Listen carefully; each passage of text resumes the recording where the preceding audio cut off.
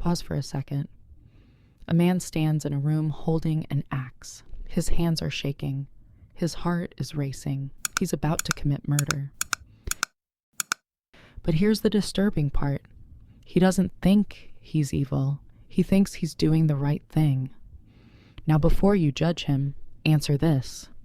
If killing one terrible person could save hundreds of innocent lives, would you do it? Don't answer too quickly, because by the end of this video, your answer might change.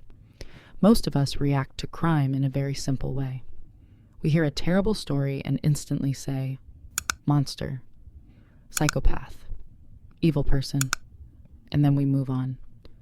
But have you noticed something? We rarely stop and ask, what creates a criminal? What thoughts were living inside that person's mind? What pain? What philosophy? What desperation? Because understanding evil is much harder than simply condemning it. And that's exactly where one of the greatest psychological novels ever written begins. Fyodor Dostoevsky once wrote, "Nothing is easier than to denounce the evildoer. Nothing is more difficult than to understand him." And years before psychology became a major field of study, Dostoevsky was already dissecting the human mind.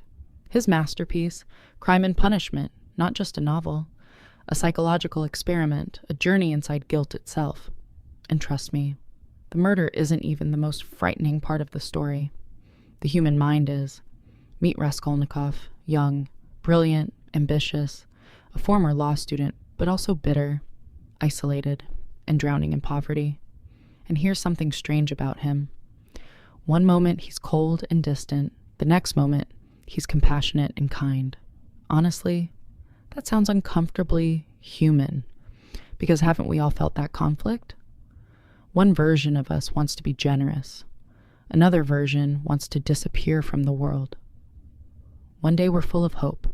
The next day we question everything. Raskolnikov was trapped inside this war with himself. Money was disappearing. His family was sacrificing everything for him. Pressure was crushing him. Then slowly, a dangerous thought entered his mind. What if certain people are above the law? What if extraordinary people don't have to play by ordinary rules? Quick question. Do you think some people are special enough to break rules for a greater purpose? Comment yes or no. I'm curious. Raskolnikov convinced himself of something terrifying.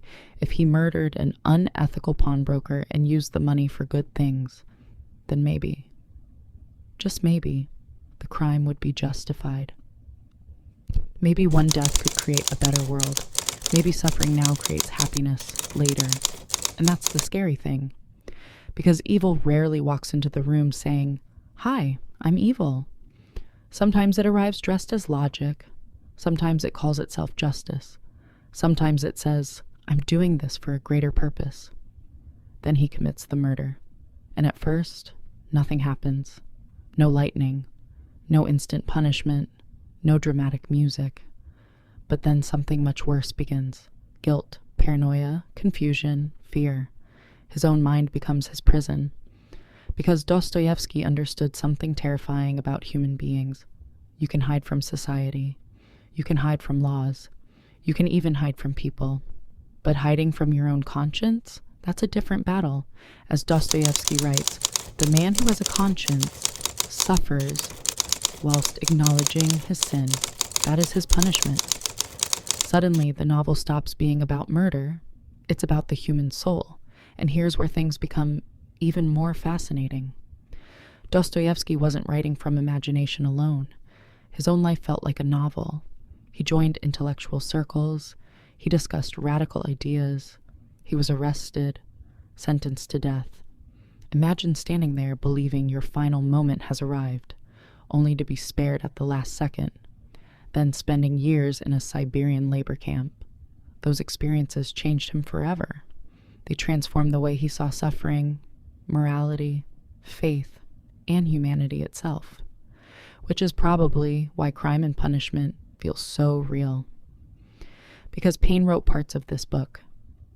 Here's what shook me the most. Nobody wakes up and says, "I want to become a criminal." People are shaped by pain, by circumstances, by loneliness, by ideas, by the stories they repeatedly tell themselves. And maybe that's why this book isn't about crime at all. It's about identity. It's about understanding ourselves before we become strangers to ourselves. Because in the words of Dostoevsky, it is not the brains that matter most, but that which guides them. The character, the heart, generous qualities, progressive ideas. So here's my question for you. Do you believe people are born evil, or does society create them? Drop your thoughts in the comments. And if you love books that force you to question human nature, psychology, and life itself, subscribe. Because sometimes the most dangerous place in the world isn't a battlefield, it's the human mind.